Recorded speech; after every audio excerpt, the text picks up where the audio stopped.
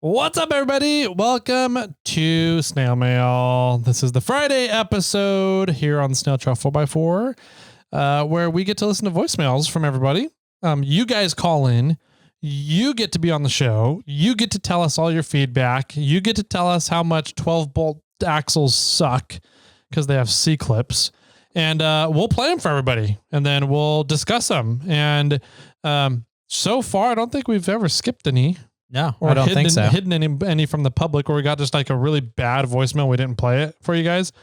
Or we cut it out during post editing. But yeah, it's kind of fun because we don't screen them. No, not at all. You get our genuine reactions. We listen to them the first time the same way everybody else does. So yeah, call in. It's a fun segment that's turned into a lot of fun that we love and we look forward to each week is getting to interact with you guys. So yeah, it's the best part about it is we don't have to worry about the content. You guys actually provide us the content. That's really nice. That's really the best part. But what's fantastic about that is you get to drive the podcast. Mm-hmm. Mm-hmm. And what you ask us, what you comment about, what you want to highlight or discuss, really takes the direction of the way the podcast goes. Yep. Yeah, it's fun. So our first one here. Okay. Is from somebody who's been on the podcast. Ooh, okay. Like in studio? He was on the virtual studio. Okay. Yeah. He's the professional wrong seat driver. Yeah. Yeah. Mr. Rhea. Mr. Rhea. Ultra 4 Escort. Yes, he is. I wonder if he'll call back and complain about us calling him Rhea. Anyways, first one is from Chris Ray. So let's see what Chris has got up to today. All right, what's going on, Snail Boys? This is your friendly wrong seater, Ultra 4 Escort. I'm way behind on my voicemails, so but anyways, I was just listening to the Tap Extractor episode, and it's like October. So I'm trying to get ahead of it. Every year I do fundraising for Movember.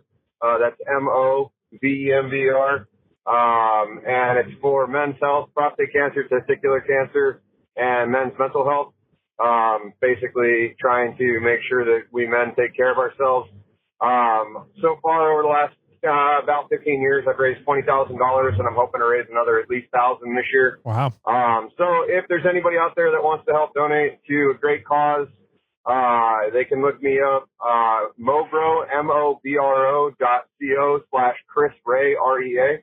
And any donations would be much help. Anyways, hope everything's going good with you guys. By the time this gets played, it's probably going to be, less than 90 days to King of the Hammers, and can't wait to go navigate some people and tell them which way to turn. Hope you have a great rest of the day. Bye. Bye. You sound like my wife. She likes to tell guys which way to turn. Yep. Got it. Yep. Yeah. Well, perfect timing on Movember. It was great timing. This will be out on the 1st of November. Mm-hmm. And we'll add that link down into the show notes down there and on the podcast and the website and everything. So you can, if you want to donate to this cause and help out some dudes, you can click that link down below. Cool. Yeah. Thanks for calling in, Chris. Thank you, Mr. Rhea. Next one. Looks like Baily. Chris, I got a question for you real quick though.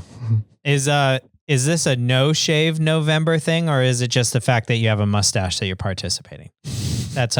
What line are you participating in? Yeah. For this event? Yeah. That's what I want to know. So in my opinion, if you're fundraising, you can shave however the hell you want. Sure.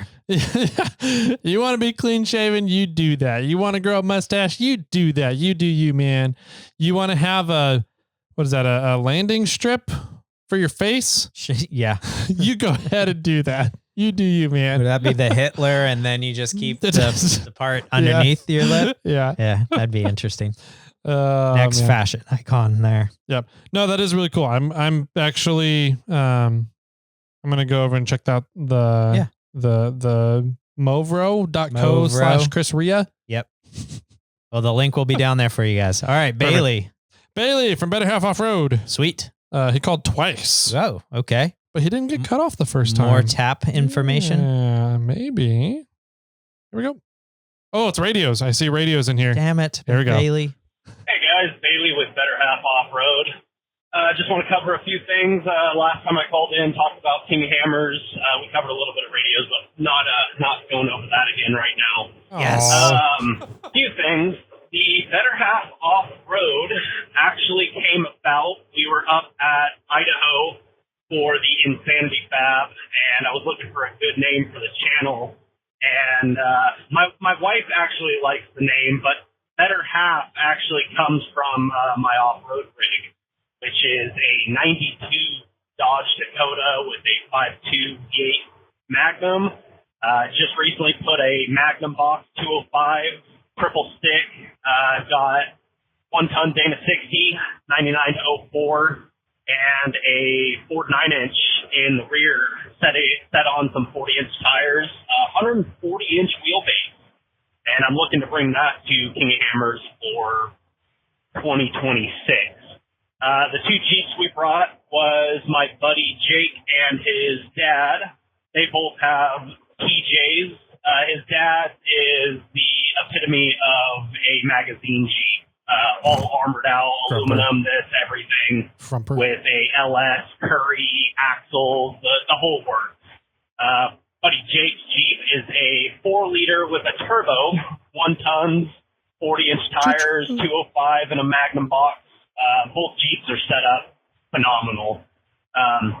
But yeah, my truck, I've got all the room in the world. I already have antenna ports and everything on the bed to be able to screw antennas down. I got, light up buggy whips and everything. So whip-wise, I'm all covered on the radio portion for that. But yeah, my truck is it's a pretty big truck. And, she makes it through the trails. But we're about to test out this triple stick setup with a 205 and Magnum. We're going to see how it goes. And, just wanted to cover a few quick things. I appreciate you guys. I love listening to the show. And keep on crawling. Talk to you later. Sweet. I like it. That sounds fun. 140-inch wheelbase? 140-inch wheelbase. That's nuts. Like the Tacoma. Yeah, I was going to say, my dual cab long bed Tacoma that I had was 143. Yeah. So that's crazy. That's long. That's a long one. Yeah. And I think I know what you're going to say. What am I going to say? LEDs and radios don't work together. Nope, that's not what I was going to say. Oh. He said that he has all these screw down antenna ports on his truck bed for LED whips, antennas, stuff like that, blah, blah, blah. Yes. Typically, those all use what's called a stud mount. Okay. CB radios is what they're popular in, right? They use a stud mount. Buggy whips use the same sort of mount.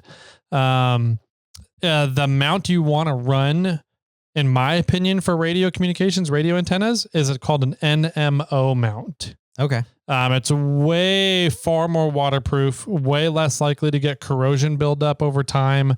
You don't have to worry about the mount staying zinc coated and the zinc coating coming off, and then you got rust and corrosion issues or being stainless steel or anything.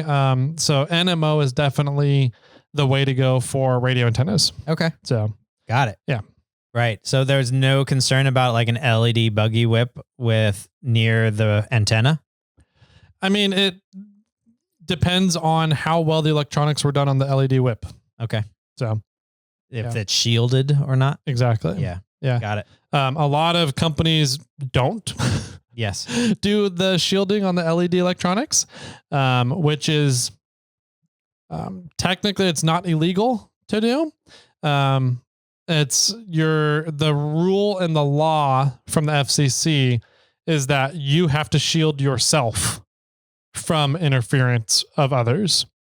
They don't necessarily have to shield themselves from interfering other people. Got it. However, there is also another law. It's a federal law that states you cannot interrupt radio signals. You cannot jam radio signals. That's a federal offense. Interesting. Yeah. Okay. So I'm not sure how that. Yeah. There's how a double-edged sword kind of work together. Yeah. Got it. Okay. Yeah. So Baily called back. By the way, your rig sounds badass. It really does. He said he was going to planning on bringing it for 2026 King of the Hammers. Yeah. So not this year, but next year. Yeah. I was too bummed because I was as you're talking about it, I'm like, man, I'm looking forward to seeing that this year, and not going to see it now. Boring. Well, anyway, you still might see it, maybe, but not this year. Well, yeah, yeah. Or maybe you go up to PNW area and you can go visit. Maybe. Yep. As you're out heading to the dumpster highway. Yeah, the dumpster. Oh, geez. Dumpster. Anyways, Baily called back. Let's see what we got. Hey, Baily with Better Half again. Just going over the truck a little bit more. So I've had the truck for my 92 Dodge Dakota for about 10, 11 years now. I got it all stock, IFS, everything like that. It wasn't my choice of wheeler. I was actually saving up at the time for a Toyota. And I had a buddy that wanted to trade for a canopy I had on a pickup that I bought for $140. And he basically called and asked if he could trade me this, run down truck, been beat in the mud, everything like that, kids back in high school. And I traded him for it and put some money into it. And about 11 years later, 1 tons and all the good stuff in it. I had a Dana 44, a Ford high pinion Dana 44 in the front end for quite a few years. And the whole Dana 44 talk, weight makes a huge difference. Depending on what vehicle you're putting it in, it is not a good idea, especially when you're going to 40-inch tires. My truck stock from the factory weighs 5,280, so I would imagine I'm probably well around 6,000 pounds with the exo cage and all the goodies that I have on it now. But that Data 44, I made it work a lot longer, went through plenty of U-joints and chromoly shafts. I probably could have tried hardcore joints with the 44, but I've got chromoly with hardcore joints in the Dana 60, and all that's been working great. So Dana 44. If you're going with a 40-inch tire and a heavier vehicle, just skip it. Absolutely skip it. Just go straight to something else unless you're really just using it as like a hunting rig or doing very mild wheeling. But if you want to get on the throttle at all, a V8, 6,000 pounds and 40-inch tires is not the way to go. So the other rig that we just recently got, I just want to briefly go over, is a 2001 Toyota 4Runner. It's our daily snow rig for the family, and I recently just put some 33s on it, no lift, and a little bit of trimming up front. But you can fit a good meaty 33 on a stock Toyota 4Runner with just a little bit of trimming. Harbor Freight and some of these other places, they sell some cheap tools to make tires clear. So you guys keep crawling, and I'll talk with you guys later. What is the words of Donnie? More Sawzall? More Sawzall. More Sawzall. Yeah. I love the fact that rock crawlers and off-roaders aren't afraid to cut things. Yeah. Any other market, even some of the overlanders, they're like, I want to keep my rig still pretty. I don't want to do anything I can't cut holes in a fender to add a snorkel. What are you talking about?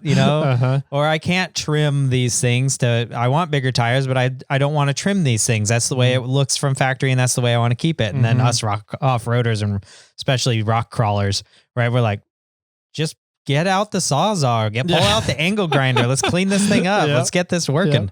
Let's cut 1.5 feet off your bed and weld it back together. Yeah, exactly. Yeah, love it. Awesome. Third gen 4Runners, great platform. I'm excited to hear that build come to fruition. That'll be fun. I completely understand the 44 information. Yeah, it sounds like a heavy rig for a light axle in that point right there. Yeah. Speaking of Rover Don. Toyota Don calls back in. Yeah. Maybe he's complaining this time about us calling him Toyota Don. That's a shorter one. Maybe. Let's see. I can't even read through it. All right, here we go. Hey, boys. Rover Don here. Hi, Toyota I'm Don. listening to 545. It is a Thursday episode, and there's a bunch of radio talk on. Now, Now, I don't understand all that radio talk, but what I'm hearing is that you guys you desire to become rovers. I knew eventually you would see the light. I think you should come on over. It's good. We have cookies. Why not? So you too will soon be able to say with pride that Toyota Sun, come on over. We'll see you here. We said we wanted to be rovers? I think we were at the very end of the podcast when we were talking about going from roving around the state. Oh, got it. Okay. There's that level that where you get it from all the different counties. Yeah.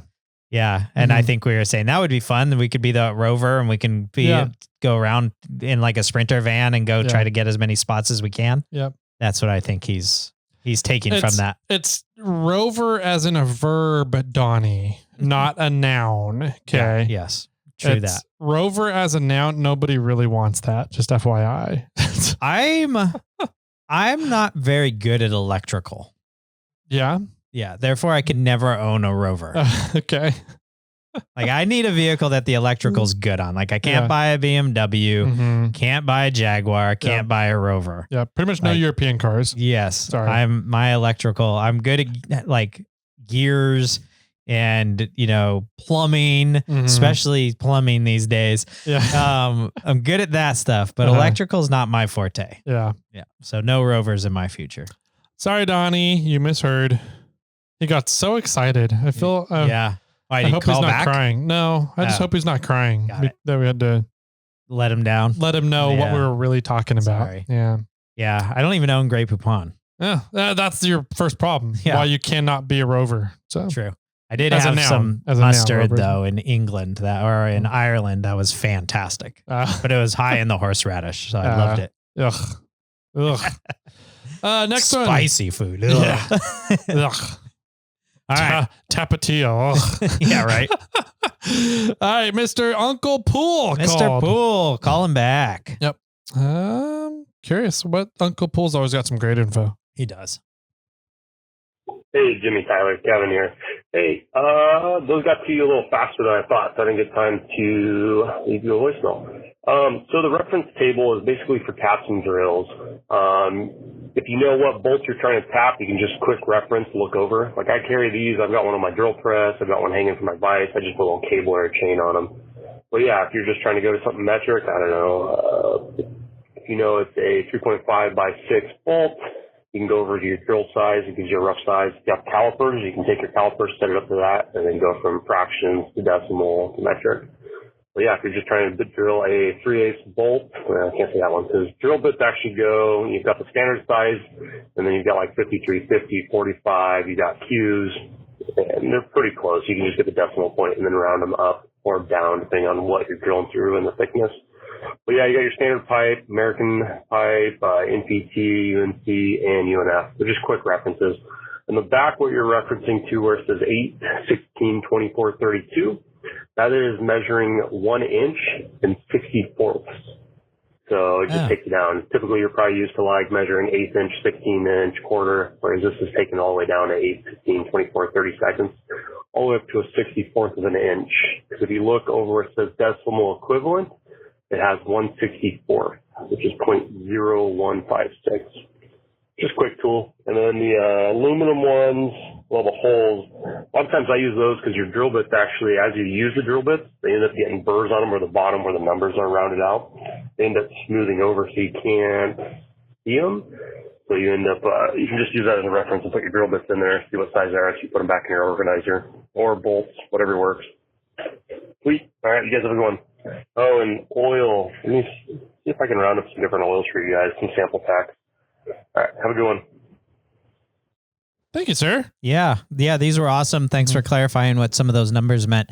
I never thought about using the hold version for drill bits. Very clever. That's what I was thinking of using it for. Oh, I've always ever used them for bolts. For bolts? Like, what size bolt is this? And I can stick the bolt shaft through that hole and figure out the diameter of it. But I've never used it for drill bits. So that's very clever because, the writing or the engraving always comes It's off off from, eventually. yeah, whenever Mhm. you put it in a drill or a drill press. So Yep. yeah, clever. Thank you. I like it. Good stuff. I'm curious, where do you get? I'm sure you can order something like these on Amazon or at your favorite hardware store. Maybe It does say drill gauge on it if I read it. yeah. Reference table, tap drill sizes, 75% depth of thread. GEI International model 2013A-07. Yeah. I guess that does make a lot more sense now. Now that I'm looking at the ruler, it says 8, 16, 24, 32, 40, 48, 56. Next to it on the left is the same thing as 164th, Yes. 0.0156. 132nd. Yeah. Just got to put the two together. Yep. We didn't do that. We were separating them, but yeah. Mhm. Kevin, let us know where you got these things. Maybe we'll share them on the podcast, some links or something, and people can check them out or get them themselves. Yep. Last one for Sure. today. Do we got time for more? We'll see. Maybe one or two more. We'll see. All right. This one's from John G. John G. Here we go. Hey, Jimmy and Tyler. This is John G. I'm calling about a Jeep today. Bye, John. I do have a Toyota, so don't give me too much shit. Oh, But okay. the, Welcome back, John.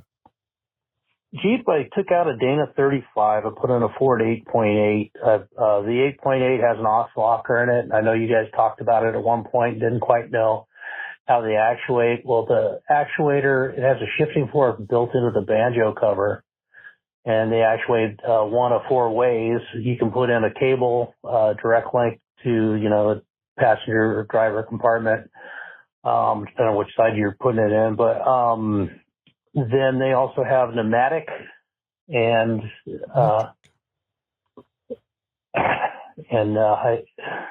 hydraulic. Electronic.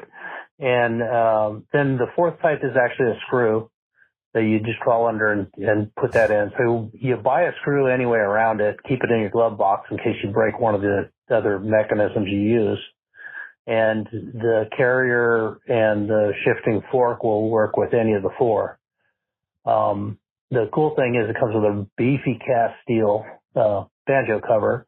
The bad thing is you guys with the drop-in differential types like a Ford 9-inch or a Toyota, you're out of luck. Ops doesn't make anything that'll work for you. So that's why you guys probably don't know anything about them.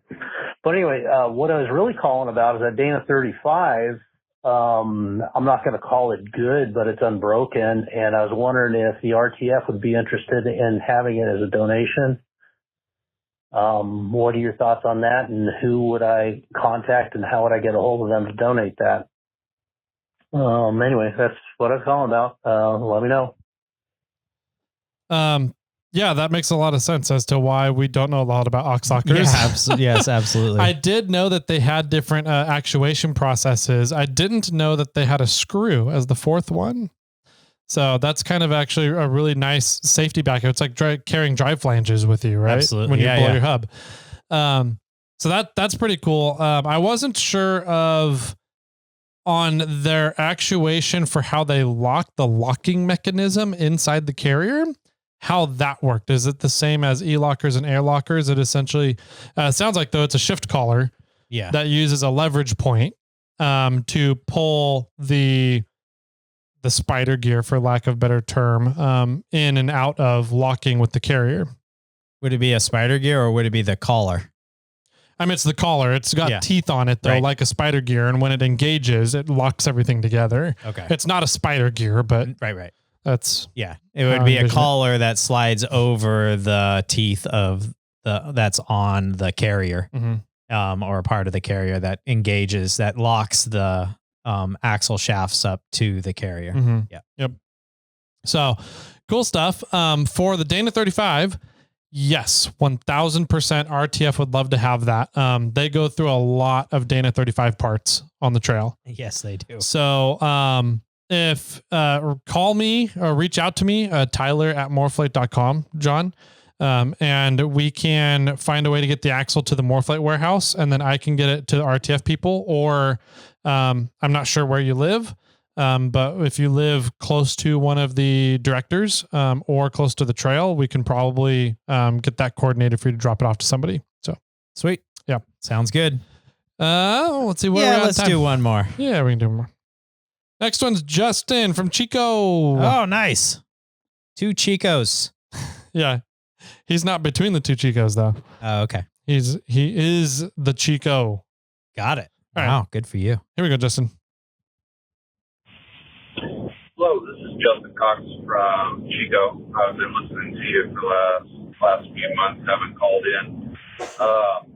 All the talk that you guys have been talking lately about the T100 platform, I've always kind of looked at them and thought that would be a fun platform for a rock crawler, and maybe just an optical illusion, but it's always looked to me on the extended cab 6-foot bed ones that the axle is set more forward on the bed. There's a lot of bed hanging off the rear of the truck. And it's always made me think that if you bob that and put a lift on it, it would be an awesome platform for a rock crawler. Yeah, let me know your thoughts. I briefly had a 97 4Runner with 3.4 and loved it. But yeah, I'd love to someday set up a T100 with a 3.4, the manual, and probably would also be fun to get a supercharger for one of those. Put a supercharger in it. It would be a fun rig. Also, I listened to your stuff all this year, but I'm going back to the start, and I was listening to one of the episodes in the 30s, and you were talking about smogging and the fail due to just the idle being up and the timing being off. And I just sold my 90 Toyota pickup to a buddy because I picked up an 82, and my buddy just had it fail smog due to that same reason. So it's really frustrating. I'm fixing the timing for him. I think the throttle position sensor, I adjusted it wrong, and the idle was up too high. So I'm trying to fix that to get it to smog. But yeah, that's a ridiculous thing that it fails for that, but it passed emissions flawlessly. Anyway, keep it up. Talk to you later. Bye. Oh man, this could be a whole episode here. I agree. Those T100s. If you find, was there any 4-door T100s? No, I don't think there was. No, there wasn't. There was single cabs or access cabs. Yeah, or extra cabs. They didn't even have the third door. Yeah. I love the size of the T100. It's not a big truck by any means, but it's not a mini truck either. Yeah, it's not even I wouldn't even say it's a medium sized truck. Yeah. It's somewhere between. It's like a mini plus something. I would be interesting to do some measurements and compare it to my Tacoma to see how it rates to compared to like the 2nd gen or 3rd gen bodies, just width wise or anything. But if the axle width is anything to say, yeah, I mean, I think it's wider than my Tacoma's axle. It very well could be. Yeah, I think it's a great little platform. I think you and I both really want to build a 1st gen Tundra, 4-door 1st gen Tundra.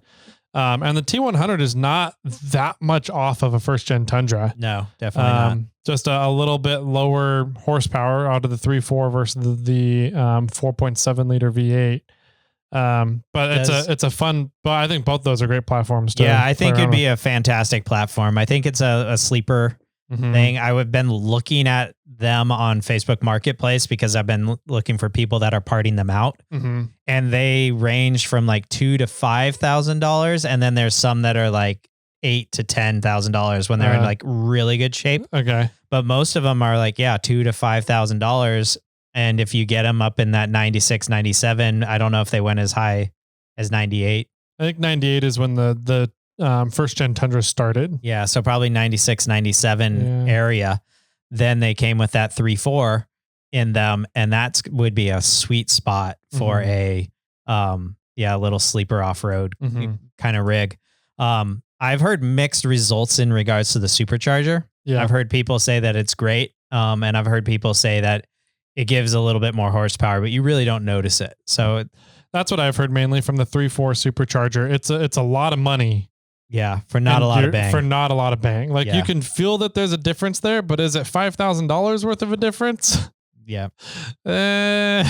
Yeah. And it's a little bit more work. I think you have to do another injector, Yeah. or you should do another injector. 7th injector. Yeah. Yep. Add a few things in there. So, but it could be worth it. I have never had a butt dyno on it, so I'm not 100% sure, but yeah, I do think that the T100 would be a fun platform. Yeah.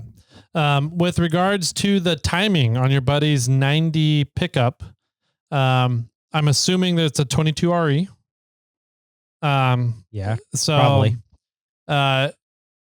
Remembered with the throttle positioning sensor, you kind of have to preload that internal spinning doohickey when you put it on. You can't just put the throttle position sensor on. You almost have to put it on and then spin the external housing of it to then attach it into the throttle body. Yeah. So you kind of it's almost like you're preloading the internal spring mechanism. If you just put it on straight to the housing, the internal spring mechanism won't grab properly on the throttle body, the butterfly valve. And then it won't work properly and it sends the wrong signal to the engine, which gives you high throttles. Gotcha. So there's that. There's also 2 different TPSs, throttle position sensors, for the 22RE. And so the way you figure it out, there's the earlier model 22REs have a giant resistor on the inner passenger fender.